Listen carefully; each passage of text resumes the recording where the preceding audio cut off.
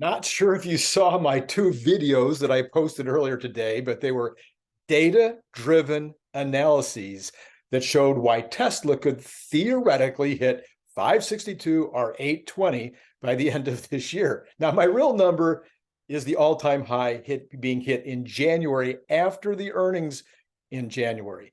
However, I'm beginning to see a truly perfect alignment of economic data that could create a fantastic market the rest of this year, and a great market will lift Tesla up for sure.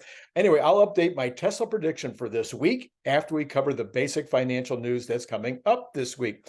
So, as always, I'll have a pre-market. This is Randy Kirk, by the way. Hit like if you like, and you know what to do. Anyway, tomorrow morning, as always, I'll have my pre-market analysis coming out at about 7:10.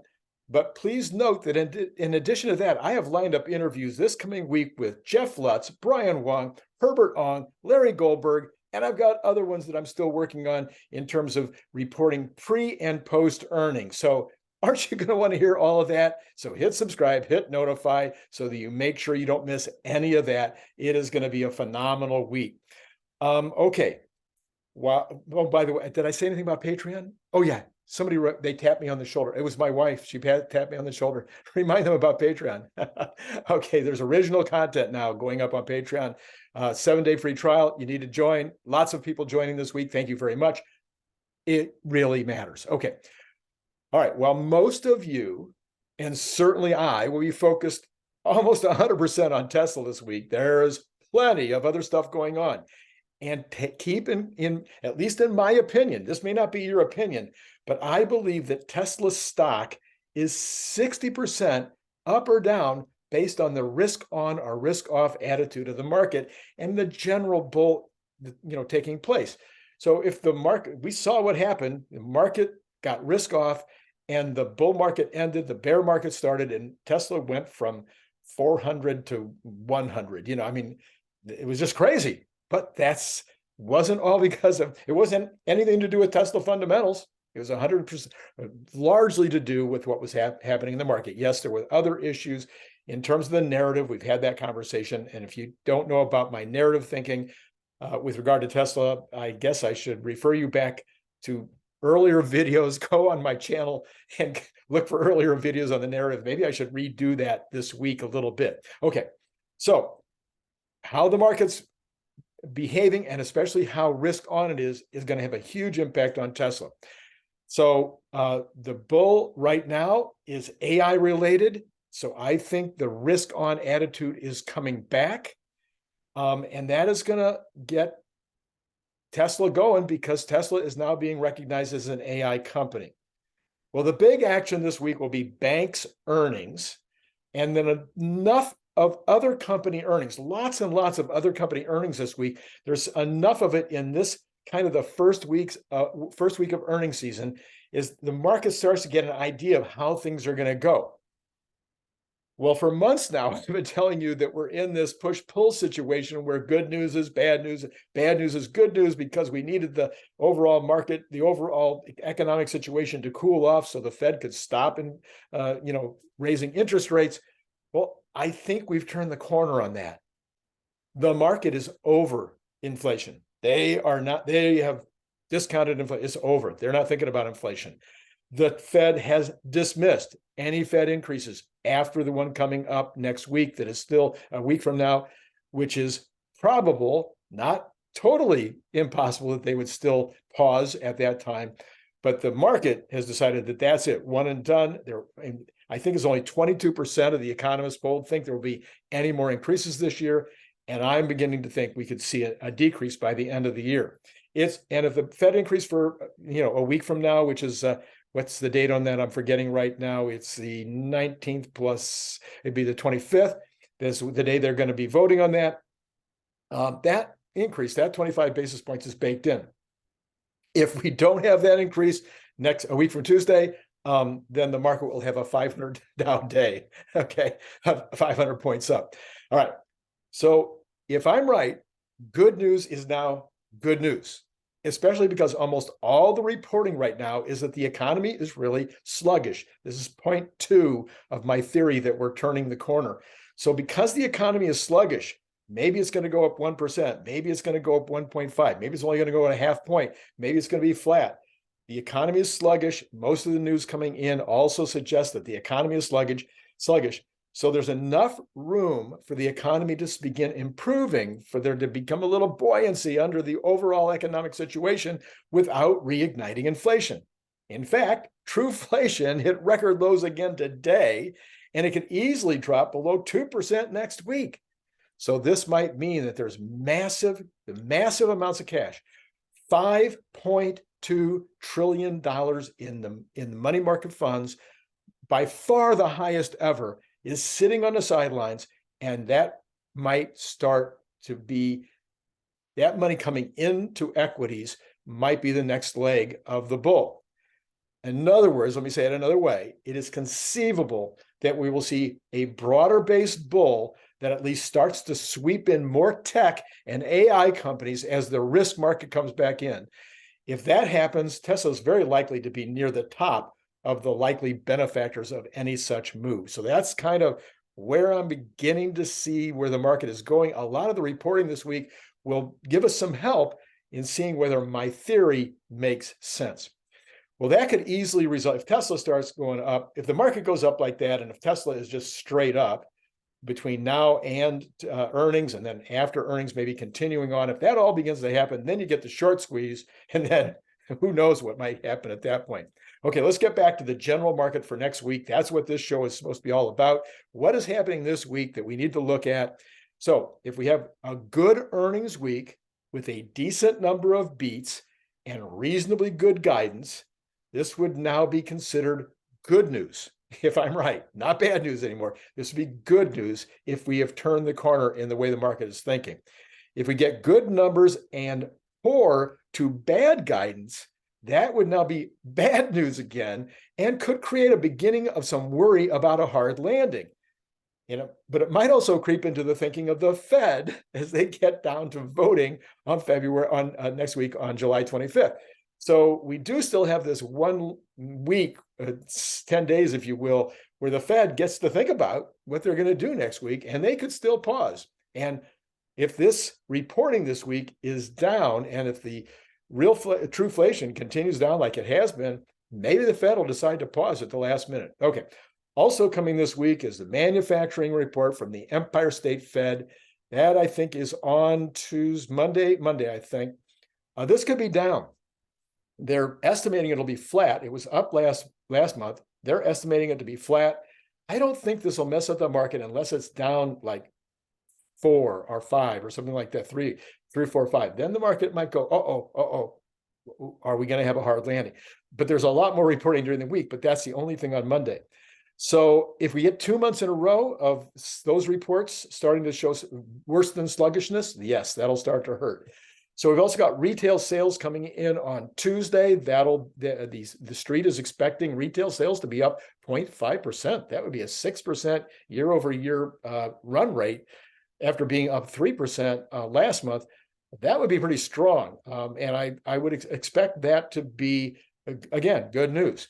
Retail sales minus auto they're expecting it to be up 0.3% versus 0.1% last month. And you can see there the difference there. The auto sales have been pretty strong, and most people are now predicting auto sales will be pretty strong the rest of the year. Another good piece of news for Tesla as well as the rest of the industry. And then industrial production numbers come out at 9:15 Eastern time on Tuesday. That was down last month, expected to be 0 this month. Again, I don't think if it's down a little bit, like down 0.2% again or something like that, I don't think it's going to matter that much. Capacity utilization also comes out that morning, same time. That's supposed to be the same as last month. That's 79.5% capacity utilization. 80% is considered to be good. Anything above 80% is considered to be very good. Business inventories coming in that same morning, a little later. That is expected to be the same as last month. Also, it's expected to be up 0.2%. Business inventories up 0.2% after being up 0.2% last month. That would consider to be a little bit negative because you want business inventories to start to shrink so that manufacturing can get some orders, so they can begin, needing to build up some orders.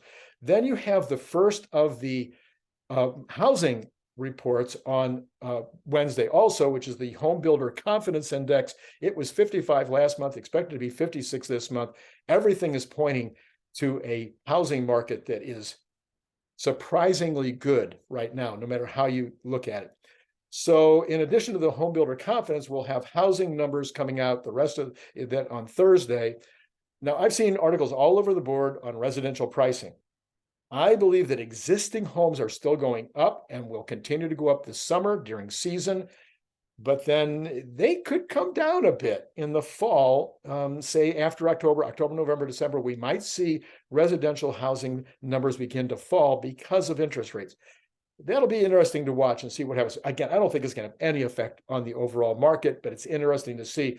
But we could see next year, if the market is getting strong, and especially if interest rates drop a little bit, next year could be great for residential housing, both new and existing.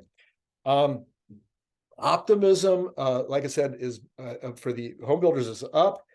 None of this right now is big swings. On Thursday, we get initial jobless claims. That's expected to be flat. We get the Philadelphia Fed manufacturing survey. That is expected to be down. It was down last month, 13.7. This month expected to be down 10.2. That overall would be negative. I'd like to see that start to modify even more, maybe down 0.5. Down 5% or even flat as opposed to down. But I don't think that's going to happen if they think it's this down this much. So maybe that neighborhood, that area of the country is particularly experiencing difficulties. Existing home sales will also be out that morning. They're expecting 4.24 million, down from 4.3. But remember, there's no inventory. So this number is irrelevant and will have no effect on the market. And then 10 o'clock that morning, Eastern time, U.S. leading economic indicators. That is expected to be down after being down last month. Once again, this bad news is bad news. I'd like to see this trend shifting over the next few months, or even shifting this month compared to what's expected. Then there's no reporting on Friday, so let's turn to Tesla earnings. The estimates are ranging from under 80 cents, barely, like 79, which would be down year over year, to 96 cents, which would be up year over year over last year. And of course, I'm in the 96-cent camp. That's what I'm expecting. The street's at 81 cents. So while the margins are currently maybe even more interesting to people than the final profits, I think the final profits is what's going to drive the stock, depending on the real important stuff, which I think is going to be guidance and the after hours and the call afterwards. But anyway, if we miss 80 cents, if we're at 78 or 77, that's obviously going to be important. That could drive the market down pretty good on Thursday, no matter what happens in the call or in the guidance. I think it's going to be much closer to 90, and I'm at 96. We'll see what happens on margins. The margins are ranging anywhere from 15% to 21%. I'm at 21%. If it's under 15%, the market will be very grumpy. Okay, there's just no doubt about it. But I don't think that's going to happen. I think there's every reason to believe it's going to be much closer to 20. And of course, I'm calling 21%. So I think the earnings report will be fine in terms of how the market will respond and within expectations.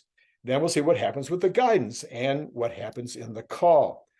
I still believe the stock is going to go up to 300 or even 307, 308 by Wednesday. And then usually what happens is after the run-up, there's the sell-off on Thursday, depending on what happens in the guidance and the call. And then over the next 2 weeks after that, it'll begin to drift. It'll take up the Thursday losses at some point and then begin to go even higher into the, maybe into the 323, 30. The next, I don't even think it's a technical real resistance area is around 350, but I don't think there's any technical resistance really till 400. So till all-time highs, 410. So anyway, that's where I am right now. I'll be obviously lots and lots of reporting coming up this week with all these great guests. So the first Cybertruck coming off the line is definitely not going to hurt chances for a good gain tomorrow morning. Easily could go to 290 tomorrow morning. That's probably about where it's going to hit. Could be a little higher than that. And then moving up again on Tuesday and Wednesday. I think it'll be up regardless of the market, even though right now the market is showing very soft. NASDAQ down, Dow down, S&P down, oil down. But everything else is kind of flattish. Bonds are about flat. Anyway, but by tomorrow morning, who knows? You never know what's going to happen by tomorrow morning. But even if the market is a little bit down, I think Tesla will be up. So let me remind you once again about those videos from earlier today about my data-driven analysis of Tesla going to 562 or 820 by year end, and cards are above one side or the other. All right. So if this was valuable to you, useful to you, please like it. Please subscribe, hit notify if you want to be reminded about all of the content that's coming up this week, which is going to be maybe my best week ever in terms of the guests that I have on. And then, of course, subscribe, buy the books, and, take care of the channel. You want the channel, right? The channel needs to make money. Everybody needs to make money in order to do what we do. All right, that's it. That's all I got for you right now. It has been amazing and great and wonderful talking to you.